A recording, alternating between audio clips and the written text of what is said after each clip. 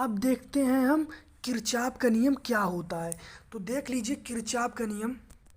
तो देखिए किरचॉफ का नियम क्या होता है। तो पहले आप ये जान लीजिए किरचॉफ ने नियम दिया क्यों था, किरचॉफ को नियम देने की आवश्यकता क्यों पड़ी।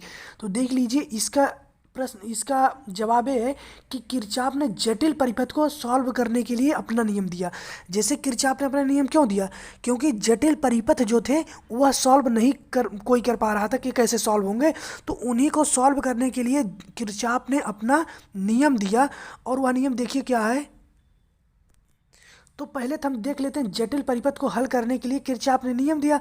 तो पहले तो हम ये देख लेते हैं जटिल परिपथ क्या होता है। तो देख लीजिए जटिल परिपथ क्या होता है। ऐसा सर्किट जहां देखने पर समझ नहीं आता है कि कौन समांतर क्रम में और कौन श्रेणी क्रम में है, उन्हीं को ही हम मतलब जटिल परिपथ कहते हैं। जटिल परिपथ किसे कहते हैं, ऐसा परिपथ जहां देखने पर समझ नहीं आता कि कौन समांतर क्रम में है और कौन श्रेणी क्रम में है, जटिल परिपथ कहलाता है। उन्हें हल करने के लिए दो नियम दिया जो कि ओम के नियम पर आधारित हैं। यानी कि जो किरचॉफ ने अपना नियम दिया था वो दोनों नियम ओम के नियम पर आधारित हैं। और उन्होंने अपना नियम क्यों दिया था, क्योंकि जटिल परिपथ को सॉल्व करने के लिए उन्होंने अपना नियम दिया था।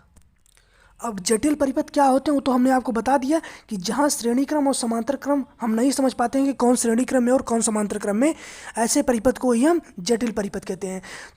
तो किरचॉफ का जो प्रथम नियम होता है उस पर हम नहीं बात करेंगे, हम डायरेक्ट दूसरे नियम पे बात करेंगे।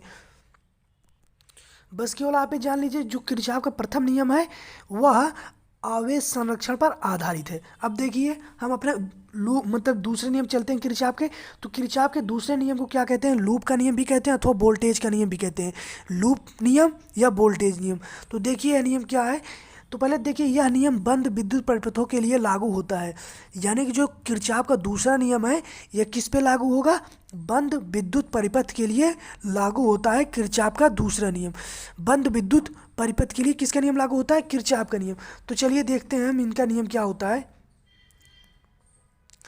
कि किसी, और इस नियम को हम समझेंगे केवल देखेंगे नहीं, किसी बंद लूप में प्रतिरोधों पर वोल्टताओं का बीजगणितीय योग उस लूप में स्थित सेलों के विद्युत वाहक बलों के बीजगणितीय योग के समान होता है, यानी कि बराबर होता है।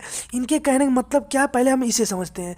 तो जैसे देखिए हमारे पास यहाँ पे एक परिपथ है, यह क्या है, यह विद्युत वाहक बल है, ई है। यहाँ पे हम एक कुंजी लगा दिए हैं और जब हम इस परिपथ में धारा प्रवाहित करते हैं आई धारा, तो यह धारा एक समय यहाँ रहती है, फिर यहाँ आ जाएगी और इसके बाद यहाँ पे आ जाएगी। और जब यहाँ पे आ जाएगा तो यहाँ प्रतिरोध है और यहाँ धारा है, तो क्या हो जाएगा, यहाँ हो जाएगा आई आर। जैसे जो यहाँ पे विद्युत जब इसमें धारा प्रवाहित करेंगे तो जब धारा यहाँ पे आ जाएगा मतलब इस प्रतिरोध पे, तो क्या हो जाएगा, यहाँ पे आर तो है यही प्रतिरोध, और यहाँ पे जब धारा आई हो जाएगा तो क्या हो जाएगा आई आर। तो यहाँ पे क्या हो जाएगा, आई आर को हम क्या लिख सकते हैं, जैसे यहाँ पे मान लीजिए एक प्रतिरोध है आर, और यहाँ पे जब धारा प्रवाहित हम सब किए, जब हम धारा इसमें प्रवाहित किए तो क्या हो गया, आई आर हो गया।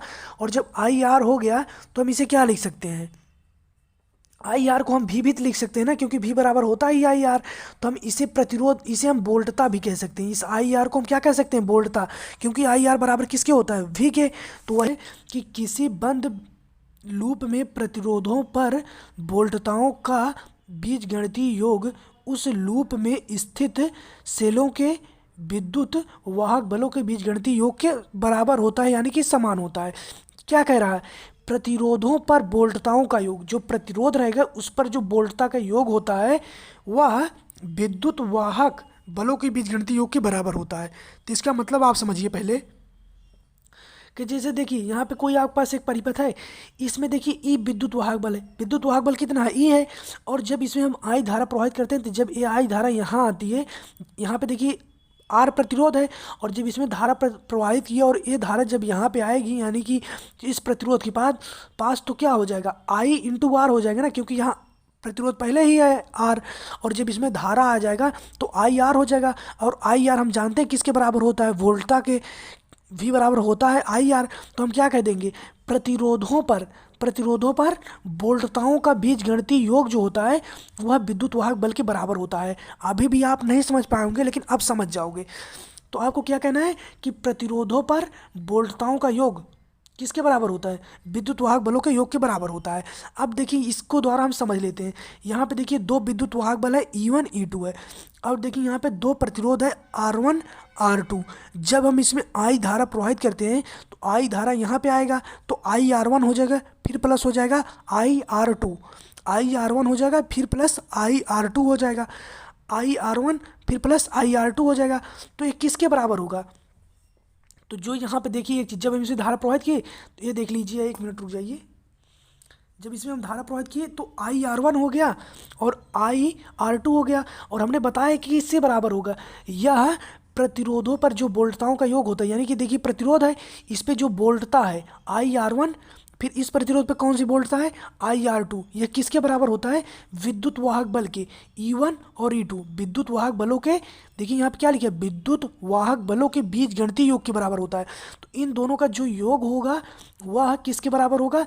प्रतिरोध पे जो वोल्टता रहेगी, वोल्टता मतलब जो I और R का गुणनफल होगा उसी के बराबर होगा। तो आप समझ गए होंगे, आशा करता मैं समझा पाया हूँ आपको कि किरचॉफ का नियम क्या होता है। जो विद्युत वाहक बल रहेंगे उन दोनों का योग जो होता है वह जो प्रतिरोधों पर वोल्टता रहती है उसके योग के बराबर होते हैं। बहुत आसानी के साथ मैं समझ रहा हूँ, आपको समझ आ गया होगा, ठीक है। और देख लीजिए कि यह नियम किस पे आधारित है? एनर्जी यानी कि ऊर्जा संरक्षण पर आधारित है। This law is based on conservation of energy. और जो अगला है वो किस पर है? कंजर्वेशन ऑफ चार्ज, ऊर्जा संरक्षण, वह आवेश संरक्षण पर है। और दूसरा नियम जो है ऊर्जा संरक्षण पर है। तो किरचॉफ का दूसरा नियम आप बहुत अच्छे से समझ गए होंगे। अब देखिए चलते हैं हम अच्छी बात बोली, आपको अच्छी लगी तो ऐसे थोड़ा मार दीजिए हाथ, आप थोड़ा सा मार दीजिए, मार दीजिए, एक बार मार दीजिए। क्यों कष्ट हो रहा है आपको? अगर अच्छी लगी मार दीजिए।